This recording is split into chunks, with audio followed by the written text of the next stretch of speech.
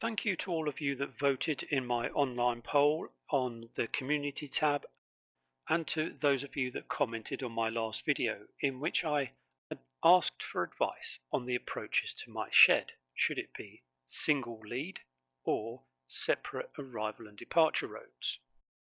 I tallied up all the votes and all the comments, and it was a resounding yes for separate arrival and departure roads. I was quite pleased with the level of discussion for both options, and being well in my view, I suppose, there's been model railways and railways in general. There's no one real correct answer. It's just opinion or styling of whoever's designing. In this video, I'll show you the outcome of the shed and its design, and we'll also have a look at some reasoning behind the way sheds are laid out in the way that they are. And that'll be real life application and in model form.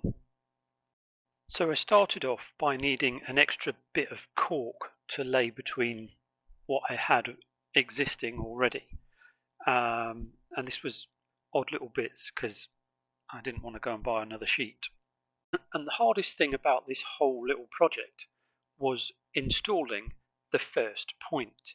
Getting it right was quite difficult. There wasn't a lot of tolerance between either end. I might get told off. The guys at York might tell me off for not having enough transitional straight between the point ends, but this is model railways and you have to compromise and cheat a little bit every now and again. Everything was laid flat with the relevant gauges, and even long wheelbase wagons run through it really nicely. So we're all good. Before I progress a bit more with the track laying and everything else, I want to touch on the reasonings behind this and some theoretical and real world applications. So I think the theory is that it should be an easy flow chart, like a plumbing system or an electrical circuit, flow and return. The arrival road leads to the fuel point, which leads to either the shed for servicing or to the stabling sidings where the engines sit until the next turn of duty. And then from there, it's the exit road so that they can actually go and do their next turn of duty. Steam sheds will be much the same, but with the added addition of ash pits and turning facilities. So how does what I've created, with your help of course, stack up against that theory?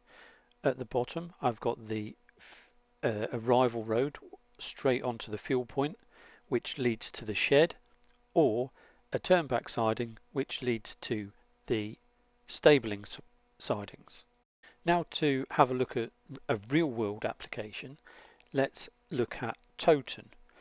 All the engines come to the bottom right hand corner where my purple pen is, and then they go round the back of the shed, change ends, and then onto the fuel line, where they then have the option of coming back onto the stabling sidings or into the servicing shed. Exit in the shed is via another set of points back to the same signal, which allows them to go to the various yards in the area.